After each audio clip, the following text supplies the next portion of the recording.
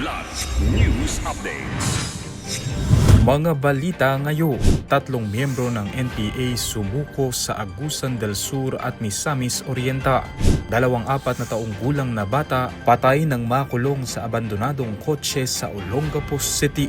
705 million pesos na halaga ng counterfeit perfumes at cosmetics nasamsam sa Valenzuela City. Ako po si Cesar Soriano para ihatid ang mga nangungunang balita sa buong kapuluan.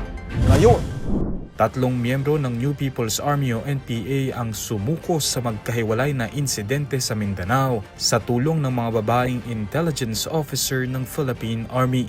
2 sa mga rebelde ang nagbalik loob sa isang opisyal ng 30th Infantry Battalion sa isang terminal ng bus sa Barangay Poblacion, Bayugan City, Agusan del Sur. Ayon sa militar, naging mapayapa ang pagsuko at bunga ito ng patuloy na pakikipag-ugnayan sa komunidad. Sa hiwalay namang insidente noong Abril 9, isang NPA member ang sumuko sa isang babaeng opisyal ng 58th Infantry Battalion sa Claveria, Misamis Oriental.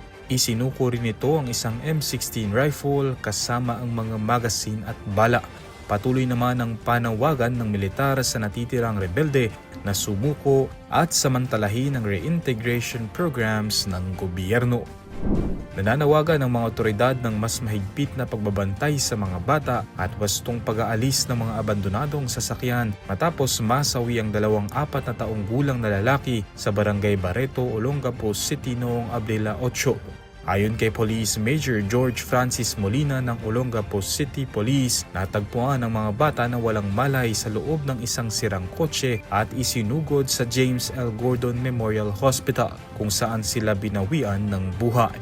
Batay sa investigasyon, naglalaro ang mga batang sina alias Steven at Gabriel at nakapasok sa abandonadong Mitsubishi Lancer na matagal nang nakaparada sa isang pribadong lote malapit sa kanilang bahay. Pinayuhan na ang may-ari na alisin ang sasakyan upang maiwasan ang kahalintulad na insidente.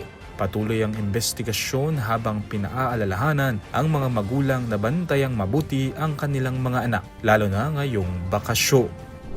Nasamsam ng Philippine National Police o PNP ang tinatayang 705 million pesos na halaga ng pekeng pabango at cosmetic goods sa isang bodega sa Valenzuela City nitong Biyernes ng gabi.